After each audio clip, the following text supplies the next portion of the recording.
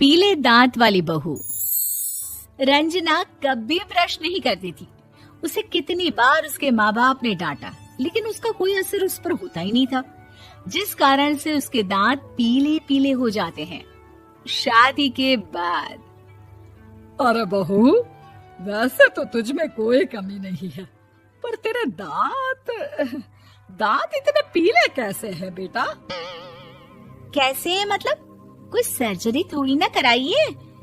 वो तो क्या नाम, मैं ब्रश नहीं करती थी तो पीले हो गए। अब क्या करूं? आप कहे तो लाल करवा लूं या फिर काले? यार ये क्या है, क्यों माँ से लड़ रही हो? लड़ रही हूँ? अरे मैं लड़ रही हूँ या ये बोल रही है कि दांत पीले हैं, पीले। अरे तपस्या थोड़ी ना की है इन्हें पीले करने के लिए। बकायदा ब्रश नहीं किया है 20 साल तक, तब जाकर। छी, कैसी बात कर रही हो? ये उस वक्त तो पीले नहीं थे जब हम लोग तुम्हें देखने आए थे। अरे तब साफ करवा लिया होगा डेंटिस्ट के पास जाकर।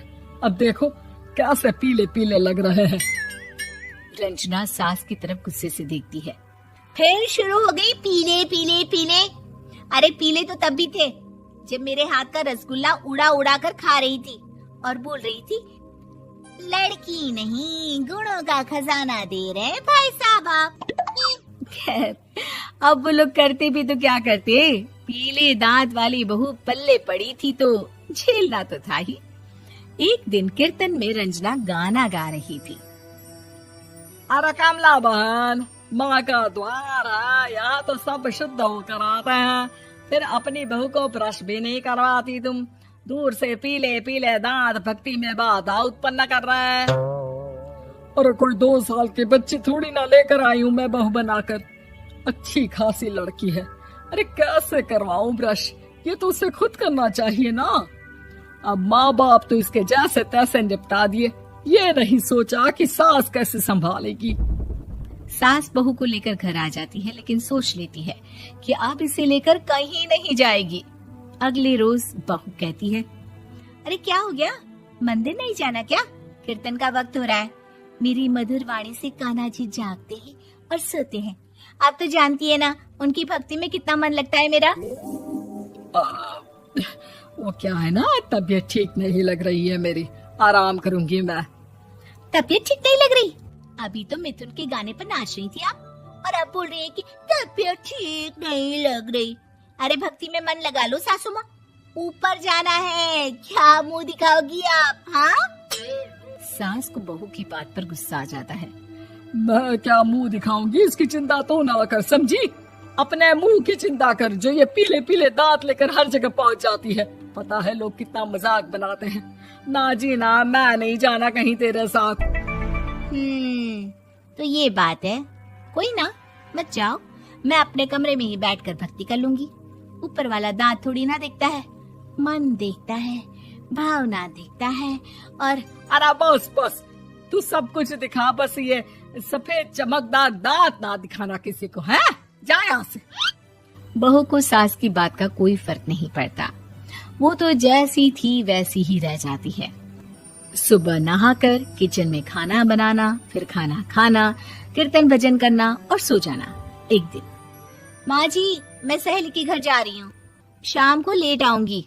हाँ, तो जाना, मैंने कौन सा तेरी आरती करनी है घर पर बैठकर। रंजना सहेली के घर जाती है, जहाँ वो पार्टी में जाने की तैयारी कर रही होती है। अरे शिखा, कहाँ जाने की तैयारी कर रही है? मैं गलत वक्त पर आ गई क्या? अरे नहीं यार, उल्टा सही वक्त पर आ गया। मैंने ये साड़ी और ज्वेलरी निकाली है यार, शाम को इनके ऑफिस की एक पार्टी में जाना है। बताना कैसा लग रहा है ये सब?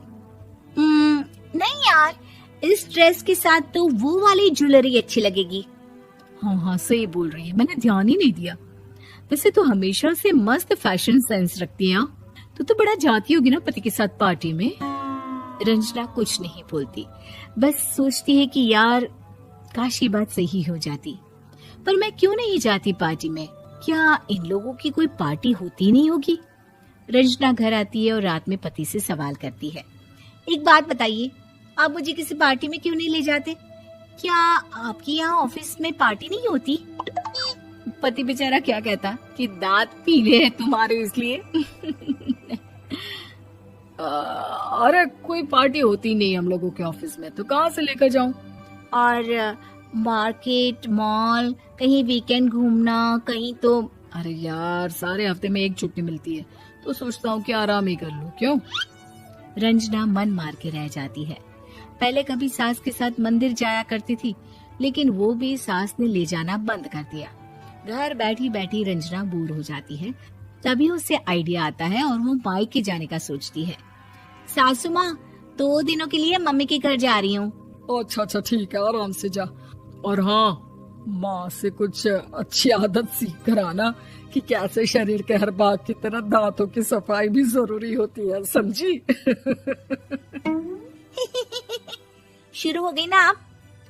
वो लोग आपकी तरह नहीं है कि छोटी छोटी बात का बतंगड़ बना दे। उन लोगों के लिए मैं मायने रखती हूँ, ना कि मेरे पीले पीले दांत। रंजना माँ को बिना बताए उन लोगों को सरप्राइज देती है, लेकिन जैसे ही वो दरवाजे पर पहुंचती है, अंदर देखती है कि घर वाले कहीं जा रहे होते हैं।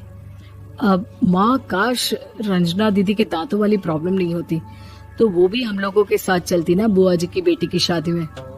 हाँ बेटा, लेकिन अब उसे कौन समझाए कि उसको उसके पीले दांत नहीं दिखते, लेकिन उसके आसपास के लोगों को कितना एम्बैरेसिंग फील कराते हैं। मुझे तो कितनी बार उसके स्कूल की टीचर ने शिकायत की कि उसके साथ कोई लड़की बैठना भी नहीं चाहती, और ना ही कॉलेज में कोई उससे बात करना चाहता था। लेकिन पता नहीं क्यों उसे ये बात समझ में ही नहीं आती। कोई कमी नहीं है उस लड़की में, बस यही कि दांत पीले हैं। वो तो भला हो जीजाजी और उनकी माँ का, जो दीदी को जैसी है वैसे ही रखा हुआ है। रंजना को अपने घर वालों की बात सुनकर बहुत दुख होता है। वो सोचती है कि वो क्या करे, लेकिन फिर वो सीधा डेंटिस्ट के पास जाती है, अपने दांत चमकाती है और कसम खाती है कि वो रोज ब्रश करेगी। अरे क्या हो गया? तुम तो 2 दिनों के लिए गई थी ना, पर कोई ना, अच्छा है, चलो आ गई तो। रंजना सास के सामने आकर खड़ी हो जाती है और पूरी स्माइल करती है, उसके चमकदार दांतों को दिखाती हुई। है? चले मंदिर।